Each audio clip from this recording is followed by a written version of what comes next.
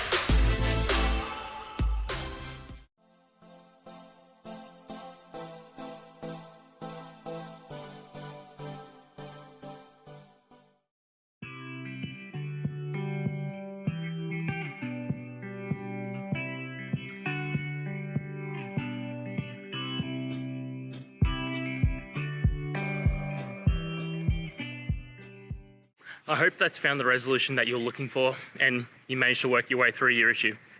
Please, if it did help, hit subscribe. I'd really appreciate it. And until the next technical time you need help, have a good one.